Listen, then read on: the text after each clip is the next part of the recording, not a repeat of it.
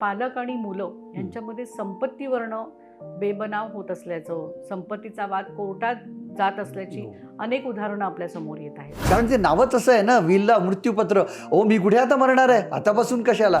म्हणून मी बऱ्याच वेळी गमतीने का होईना पण लोकांना म्हणतो, you should have a will to make a will. मुलांना आईवडिलांची जबाबदारी घ्यायची नसते, पण त्यांच्या संपत्तीमध्ये वाटा मात्र हवा असतो. या प्रॉपर्टीची विल्हेवाट तुम्हाला कशी लावायची, काय करायचं याचं नियोजन करणं गरजेचं आहे. किंवा मीच पैसे दिले होते, मग त्या अधिकार माझाच आहे हे नंतर निघतं. संपत्तीचा जेव्हा विषय होतो त्यावेळी तिथे बहीण, जी विवाहित बहीण असते, तिला डावलण्याचा बराच वेळा प्रयत्न केला जातो. हे आईवडिलांवर अवलंबून आहे की ज्याची संपत्ती आहे त्यांनी त्याचं कसं काय विनिमय करावा किंवा कसं डिस्ट्रीब्युशन करावं हे त्यांनी ठरवावं. की वडील गेलेत आणि मुलं बा त्या संपत्तीसाठी आईला घराच्या बाहेर काढलंय. हो नमस्कार, नॉलेज कट्टामध्ये तुमचं सगळ्यांचं पुन्हा एकदा स्वागत. आज आमच्या या नॉलेज कट्ट्यावरती आलेले आहेत बुद्राणी ट्रस्टचे ट्रस्टी प्रकाश बोरगावकर सर. नमस्कार. नमस्कार. प्रकाश बोरगावकर सर गेली अनेक वर्ष ज्येष्ठ नागरिकांसाठी काम करत आहेत आणि आज आम्ही म्हणूनच एक आवर्जून असा विषय ठेवलेला आहे की जो ज्येष्ठ नागरिकांशी खूपच संबंधित आहे आणि तो आहे पालक, संपत्ती, मुलं आणि वाद. पालक आणि मुलं यांच्यामध्ये संपत्तीवरनं बेबनाव होत असल्याचं, संपत्तीचा वाद कोर्टात जात असल्याची अनेक उदाहरणं आपल्या समोर येत आहेत. तर याबद्दल तुम्ही काय सांगाल? अशी बरीच उदाहरणं आज आपण बघतो आहे की जिथे मुलं आईवडिलांच्या संपत्तीवर आपला हक्क दाखवतात आहे आणि बऱ्याच ठिकाणी तर असंही बघितलं आहे की आईवडिलांची संपत्ती ते बळकावून घेतात आहे. मला एक गोष्ट या ठिकाणी आवर्जून सांगावीशी वाटते की ज्या संपत्तीसाठी आईवडिलांनी जीवाचं रान केलं आहे, रिटायरमेंटपर्यंत त्या फ्लॅटचे म्हणा किंवा त्या जागेचे ते EMI भरत आले आहे आणि त्या जागेचा किंवा त्या फ्लॅटचा पूर्णपणे उपभोग ते घेऊ शकले नाहीत. आणि आज जेव्हा रिटायर झाल्यानंतर जेव्हा त्या गोष्टीचा त्यांना उपभोग घ्यायचा आहे तेव्हा ते घेऊ शकत नाही आणि कुठेतरी मग हे वाद निर्माण होतात आणि मुलं बाळं पुढे येऊन त्याच्यावर आपला अधिकार सांगतात. हे खरोखरच वाईट वाटतं आहे. ही परिस्थिती आहे. पण मला असं विचारायचं आहे सर की यासाठी पालक किती जबाबदार असतात? कसं आहे बघा की सर्वस्वी पालकच जबाबदार आहे असे मी म्हणणार नाही, पण बहुतांश केस याच्यामध्ये जर बघितलं तर पालक जबाबदार आहेत. कारण संपत्ती पालकांनीही आपल्या स्वकष्टाने घेतलेली आहे, तयार केलेली आहे. आणि मला वाटतं जेव्हा ही संपत्ती तुम्ही घेताय तेव्हा त्या संपत्तीचा विनियोगसुद्धा तुम्ही व्यवस्थित करायला हवा. त्याचा उपभोग तर तुम्ही घ्यायलाच हवा, पण त्याचा विनियोगसुद्धा तुम्ही वेल इन ॲडव्हान्स प्लॅन केला पाहिजे. म्हणजे आता रिसेंटली मी तुम्हाला सांगतो की माझ्याकडे एक केस आली आहे आणि ते वडील मला तेच विचारत होते, संपत्तीबद्दलचाच वाद. आणि त्यांनी मला प्रश्न विचारला की या सगळ्या संबंध काय करावं, काय नाही, काही सुचत नाही आहे, मी खूप हैराण झालो आहे. आणि ते लिटरली असे त्रासलेले दिसत होते. म्हणजे माझ्याकडे ते बऱ्याच वेळी येतात, नाही असं नाही, पण या 3-4 महिन्यामध्ये मी त्यांच्यामध्ये जो बदल बघितला आहे एकंदरीत त्यांच्या शारीरिक आणि मानसिक तब्येतीवर, तर मला आश्चर्य वाटलं. मी त्यांना एक साधा प्रश्न विचारला. म्हटलं मला एक सांगा, तुम्ही ही जी सगळी संपत्ती जी स्वकष्टाने निर्माण केली आहे, घेतली आहे, ही कोणासाठी आहे? म्हणजे बोरगावकर साहेब असं का विचारता? नाही म्हटलं, मी तुम्हाला विचार, तुमचा उद्देश काय, ही कोणासाठी आहे? जर मुलाबाळांसाठी केली असेल तर ती त्यांना देऊन टाका, शांत राहा. जर त्यांच्यासाठी नसेल केली, स्वतःसाठी केली असेल तर त्यांना सांगून मोकळे व्हा की माझीच आहे, तुमची नाही आहे. अगदी बरोबर. किती कॉम्प्लिकेशन करून ठेवताय. आणि सगळ्यात महत्त्वाचं म्हटलं, या प्रॉपर्टीचे डॉक्युमेंटेशन तुम्ही व्यवस्थित ठेवले आहेत का आणि विल बनवला आहे का? हे जेव्हा मी त्यांना विचारलं तेव्हा त्यांना विल वगैरे प्रश्न माहीतच नव्हता. म्हणजे आपल्याकडे बऱ्याच जणांना विल काय प्रकार हे देखील माहित नाही, खरंच नाही. मृत्यूपत्र. मृत्यूपत्र. कारण ते नावच असं आहे ना, विलला मृत्यूपत्र. ओ मी कुठे आता मरणार आहे, आतापासून कशाला. म्हणजे ही इमिजिएट रिॲक्शन येते. म्हणून मी बऱ्याच वेळी गमतीने का होईना पण लोकांना म्हणतो, you should have a will to make a will. It's very important. स्वतःची जी काही तुमची मालमत्ता आहे, जी स्वकष्टाने तुम्ही घेतलेली आहे किंवा बनवली आहे, त्या प्रत्येक संपत्तीचं तुम्ही विल करू शकता. आणि हे विल म्हणजे असं नाही की लगेच द्यायचं आहे. ते तुमच्या मृत्यू पश्चातच तुम्हाला, तुमच्या वारसांना तुम्हाला द्यायचं आहे. मग तुम्ही आतापासून का नाही व्यवस्थित त्याची सांगड घालून ठेवा. मुलाबाळांना सगळ्यांना सांगून ठेवा, त्यांनाही बरं वाटेल. कारण बऱ्याच वेळी मुलाबाळांचं हे म्हणणं नसतं की तुम्ही लगेच द्या, पण त्यांनासुद्धा वाटतं नाही की एवढा सगळा हा पसारा करून ठेवलेला आहे, हा पुढे कसा काय, याच्याबद्दल तरी वडिलांनी थोडं सिरियस व्हावं, आईवडिलांनी. म्हणून मला वाटतं कुठेतरी तुम्ही संवाद साधून याचा विल वगैरे बनवून त्याच्याबद्दलची माहिती फक्त तुम्ही देऊ शकता. त्याच्यामुळे हे वाद टाळले जाते. बिलकुल टाळू शकतात. खूप महत्त्वाचं आहे. सर, बऱ्याच केसेसमध्ये असं देखील होतं की मुलांना आईवडिलांची जबाबदारी घ्यायची नसते, पण त्यांच्या संपत्तीमध्ये वाटा मात्र हवा असतो. म्हणजे अशा वेळी किंवा अशा केसेसमध्ये खूप पराकोटीला जातो. कोर्टाची पायरी चढावी लागते दोघांनाही, म्हणजे ज्या वयामध्ये आई-वडील रिटायर झालेले असतात.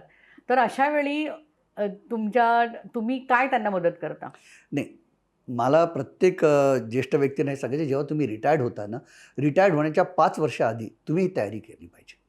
कमीत कमी 5 वर्षाआधी. जसं मी नेहमी सांगतो, की तुमचं रिटायरमेंट नंतरचं लाईफ काय होणार आहे याचा विचार तुम्ही ॲटलीस्ट 5 वर्ष आधी सुरुवात केली पाहिजे. प्लॅनिंग केला पाहिजे. खूप प्लॅनिंग महत्त्वाचं आहे. आणि यामध्ये सगळ्यात महत्त्वाचं तुमची ही जी प्रॉपर्टी आहे, या प्रॉपर्टीची विल्हेवाट तुम्हाला कशी लावायची, काय करायचं याचं नियोजन करणं गरजेचं आहे. हे तुम्ही आधी करा. आणि याबद्दल तुम्ही विल बनवा. विल खूप चांगलं आहे. तुम्ही विल बनवून ठेवा आणि याची माहिती फक्त मी विल बनवणार आहे किंवा बनवल्या फक्त एवढंच सांगा. बाकी ते कोणालाही काही डिटेल्स सांगू नका कृपया. पण याहीपेक्षा महत्त्वाचं असं आहे कविता, की या विल बनवण्याच्या आधी जी काही तुमची प्रॉपर्टी आहे त्या सगळ्या प्रॉपर्टीचे डॉक्युमेंट्स मात्र क्लिअर पाहिजे. कारण बऱ्याच केसेसमध्ये मी स्वतः बघितलं की त्याचे डॉक्युमेंट्स क्लिअर नाही.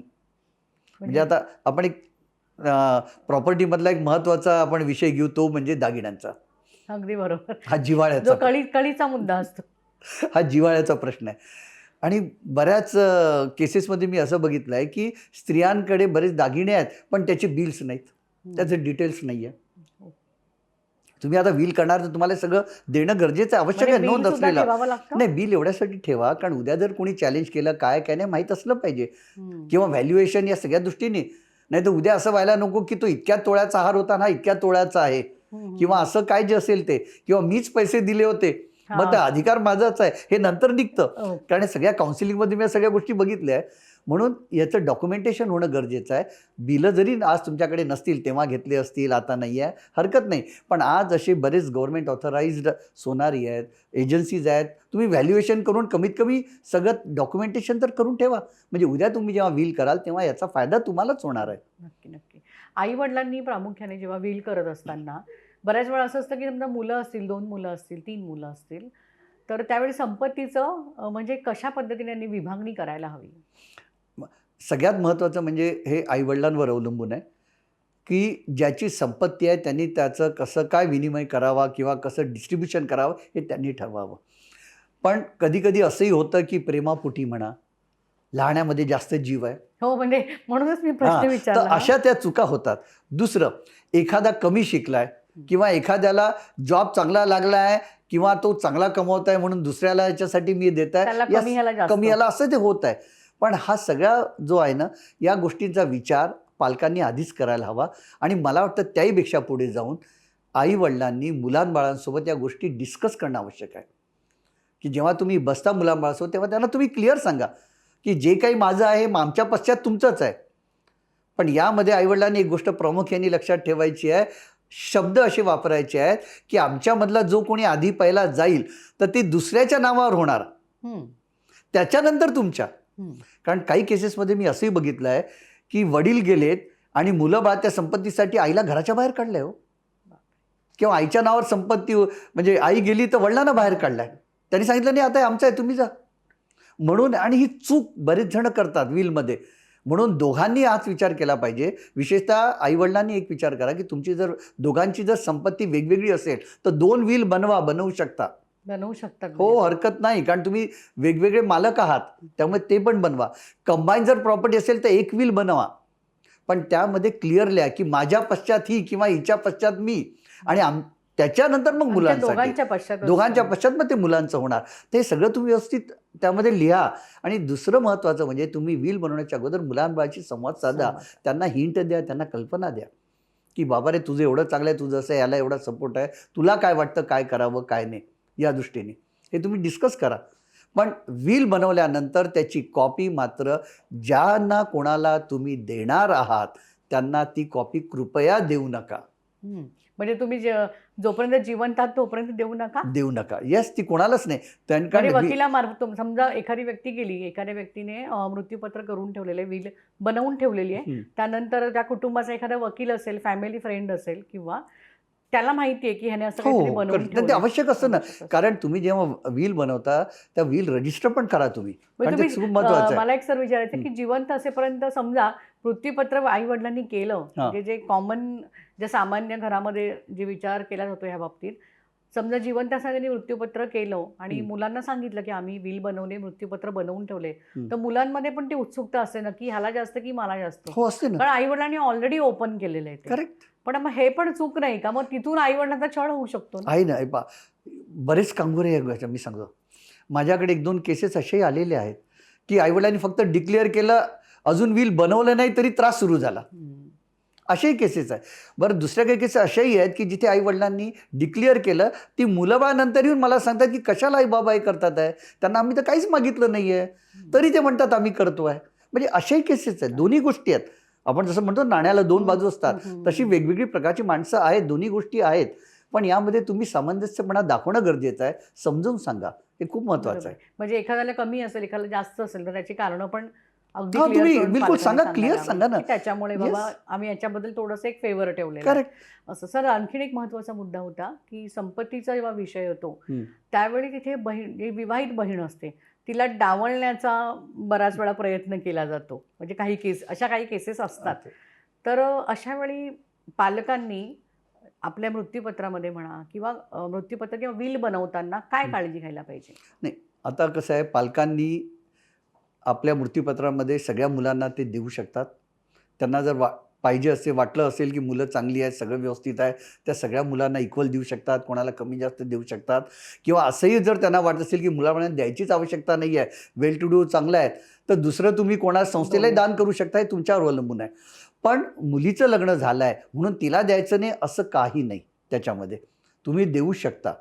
पण साधारणतः हे मी पण बघितलं आहे काही केसेसमध्ये, की आता काय मुलीचं तर लग्न झालं आहे, तिचं व्यवस्थित आहे, मग तिला काय आवश्यकता आहे, तिला कशाला द्यायचं आहे, असं गृहीत धरलं असं आहे, जातं. हो. अशा गोष्टी होतात. पण या गोष्टी तुम्ही समजून घ्या आणि त्या दृष्टीने तुम्ही विल बनवू शकता. असं काही त्याच्यामध्ये नाही आहे. सर, असं बऱ्याच केसेसमध्ये होतं, की म्हणजे लग्न झालेली जी बहीण असते, ती बहुधा म्हणजे आईवडिलांची जबाबदारी घ्यायला मागत नाही किंवा त्याची तयार नसते.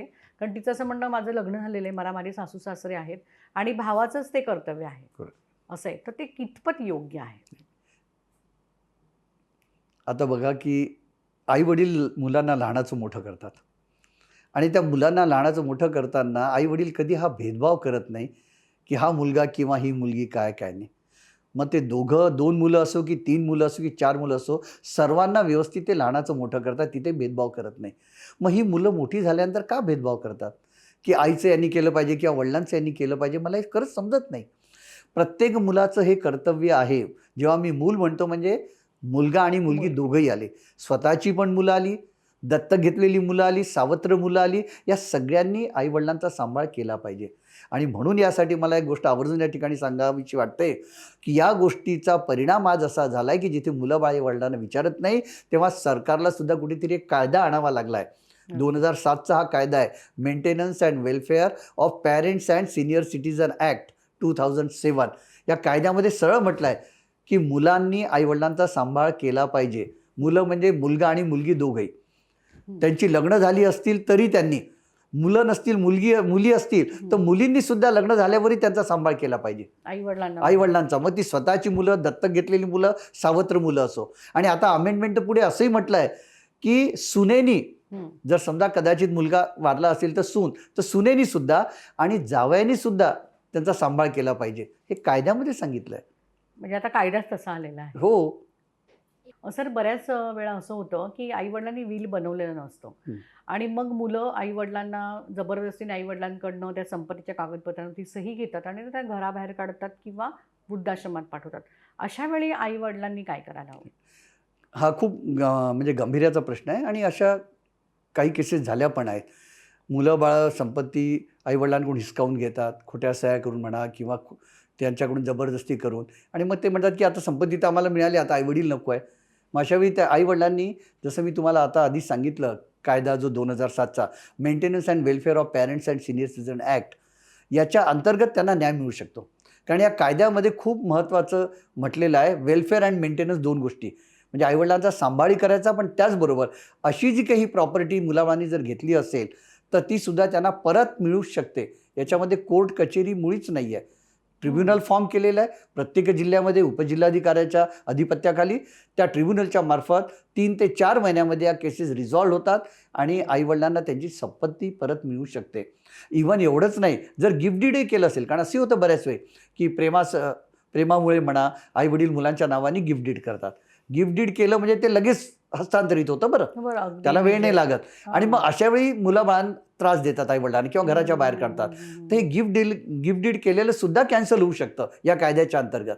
पण त्यामध्ये आईवडिलांनी फक्त एकच गोष्ट करणं गरजेचं आहे की जेव्हा तुम्ही गिफ्ट डीड करता त्यामध्ये एक वाक्य आवर्जून उल्लेख करावा की हे जे गिफ्ट डीड मी करत आहे याच उद्देशाने की माझी मुलं मरेपर्यंत आमचा सांभाळ करतील, आमचं लक्ष ठेवतील, आमची काळजी घेतील. हे मग तुम्ही तिथे आवर्जून लिहून ठेवा, कारण त्यामुळेच तुम्ही हे गिफ्ट डीड करताय. आणि हे जर तुम्ही करत नसाल तर या कायद्याच्या अंतर्गत ती सुद्धा प्रॉपर्टी परत मिळू शकते आईवडिलांना.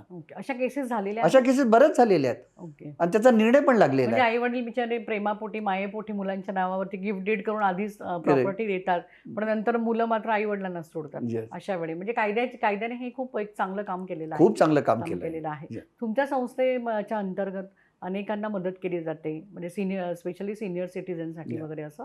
तर आता अशी काही उदाहरणं आहेत का की जी काहीतरी वेगळं घेऊन आली आहेत, म्हणजे आई वडील काहीतरी वेगळीच केस घेऊन आलेली आहे? वेगळीच केस, हं. अशा बरेच केसेस आता नवीन जे ट्रेंड आलेले आहेत, आई म्हणजे रिलेशनशिपचे येतात, काही असे वेगवेगळे ट्रेंड येतात. असं पण काही वाचलं काही ठिकाणी की आई वडिलांनाच म्हणजे प्रॉपर्टीमधून पण आउट करतात आणि त्यांच्याशी सगळे संबंध तोडून टाकतात. हो. असं आहे. पण आपली मुलं जी आहेत, ती आई वडिलांकडनं सांभाळायला लावतात. हा जो एक इमोशनल जो ड्रामा असतो त्यावेळी आई वडिलांनी काय हुशारी ठेवायला पाहिजे? ते काय, शेवटी प्रेम माया जे आपण म्हणतो हे सगळं ते आहे, त्याच्याचमुळे सगळं होत आहे. आई वडील प्रेमामुळे हे सगळं काही मुलांच्या नावावर करतात. पण मी आवर्जून सांगतो की मुलं शेवटी आपली इथे सगळं चांगलं आहेत, वाईट कोणीच नाही आहे. पण कुठेतरी आता आयुर्मान वाढला आहे, आपल्याला जास्त वर्ष जगायचं आहे, त्यामुळे याचा विचार आपण करणं गरजेचं आहे. म्हणून आपल्याकडे जी काही संपत्ती आहे त्या संपत्तीची विल बनवणं, त्याचं मृत्यूपत्र बनवणं हे खूप महत्त्वाचं आहे तुमच्याकडे. कारण जोपर्यंत तुमच्या हातात सगळं आहे तोपर्यंत सगळे तुम्हाला विचारणार आहे. एकदा तुमच्या हातातून गेलं की मग कोणी तुम्हाला विचारणार नाही. म्हणून तुम्हाला ते स्वतःच्याच हातात ठेवायचं आहे. पण हे करत असताना या नवीन पिढीला सुद्धा समजून घ्या, त्यांच्यामध्ये मधामधात लुडबुड करू नका. एक लिमिटपर्यंत तुम्ही त्यांच्यामध्ये राहा. नंतर तुम्हाला असं वाटलं तर तुम्ही थोडंसं मागे पण या. कारण या नव्या पिढीला असं कोणीतरी मधात आलेलं बिलकुल आवडत नाही. त्यांना जो आपण म्हणतो ना इंटरफिअरन्स, इंटरफिअरन्स, तो त्यांना नको आहे. हे बघितलं आहे. आणि त्यापेक्षा महत्त्वाचं अजून एक आहे की आज बदलत्या काळाप्रमाणे तुम्ही बदलायला शिका. आज एवढे काही नवीन गोष्टी आलेल्या आहेत. साधं उदाहरण सांगायचं तर टेक्नॉलॉजी. एवढी नवीन चांगली टेक्नॉलॉजी आली आहे, त्याचा उपयोग आपण करतो आहे का? तर त्या टेक्नॉलॉजीचा पण वापर करा. तुम्ही शिका बरंच काही, चांगले पुढे व्हा आणि याचा फायदा तुम्हालाच होणार आहे. जीवन खूप सुंदर आहे, खूप चांगलं आहे. ते आनंदाने जगायचं हे आपण शिकलं पाहिजे आणि त्याप्रमाणे आपण प्रयत्न केला पाहिजे. अप्स अँड डाऊन्स येत राहणार, ते राहतीलच. कोणी विचारतं, कोणी विचारत नाही, हे प्रॉब्लेम्स आहेत. पण याचा अर्थ सगळंच काय वाईट आहे असं मुळीच नाही आहे. कारण अप्स डाऊन्स आल्याशिवाय मला तरी वाटतं की त्यामध्ये काही मजा नाही आहे. नाही, मनुष्य शहाणाही पण होत नाही आणि लाईफ गोज ऑन आपण असं म्हणतो ना. आता साधं उदाहरण जर द्यायचं झालं या बाबतीत तर तुम्ही ECG काढला असेल ना. जेव्हा आपण ECG काढतो तेव्हा तो ECG कसा येतो, असा वर खाली असतो, करेक्ट? जर हाच ECG सरळ स्ट्रेट लाईन आलं तर काय, संपलं, करेक्ट? मग जीवनाचं पण असंच आहे. जर स्ट्रेट असं आलं तर झालं, संपलं. म्हणून ते अप्स अँड डाऊन्स पाहिजेत, ते आहेत म्हणून life goes on, otherwise life goes. म्हणून हे अप्स अँड डाऊन स्वीकारा, तुम्ही मदत करा. आणि सगळ्यात महत्त्वाचं म्हणजे ज्येष्ठांना मला एवढंच सांगायचं आहे की तुमच्याकडे अनुभवाचा साठा जास्त आहे.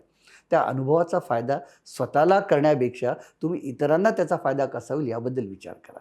मुलांना, नातवंडांना त्यांना शिकवा, त्यांना समजून घ्या त्यांच्या ह्याच्यातला. आपला काळ होता, आता झाला गेला. आता बदलत्या काळामध्ये थोडं आपणही बदलायला शिकूया. थोड्या गोष्टी मागे पुढे होतात, पण अपेक्षा कमी करा. हे सगळ्यात महत्त्वाचं आहे. कारण मला तरी असं वाटतं, वैयक्तिकच्या माझे मत असं आहे की या सब जड जो कहते ना इस फसाद की वो वही है की एक्सपेक्टेशन, असं आपण म्हणतो. खरंच आहे, एक्सपेक्टेशन कमी करा आणि तुम्हाला खरंच छान बरं वाटेल. त्यामुळे अपेक्षाचं ओझं घेऊन जगू नका. जीवन खरंच खूप सुंदर आहे. म्हणून जीवनाचा चांगला उपभोग घ्या आणि छान आनंदाने जीवन जगा. काय होतं काय नाही याचा विचार आता जास्त आपण करायचा नाही आहे. कारण जसं मंगेश पाडगावकरांनी म्हटलं आहे, या जन्मावर या जगण्यावर शतदा प्रेम करावे. खरंच हे जीवन आपलं सगळ्यांचं खूप चांगलं आहे. भरभरून प्रेम करा आणि भरभरून प्रेम द्या. नक्कीच. मला वाटतं आज सरांनी खूप आपल्याला छान असा एक म्हणजे उपदेशच दिलेले आहेत हे सगळ्याच पालकांसाठी. जसं तुम्ही सांगितलं, की काळाप्रमाणे बदल हे झाले पाहिजेत. काळाप्रमाणे पालकांनी देखील आपला जो दृष्टिकोन आहे, आपले जे विचार आहेत ते बदलायला हवेत आणि कुठलंही म्हणजे मुलांच्या नावावरती काही करताना आधी 100 वेळा विचार करा. Yes. असं पुढचे मागचे परिणाम आधी ते विचारात घ्या आणि त्यानंतरच एखादं पाऊल उचला.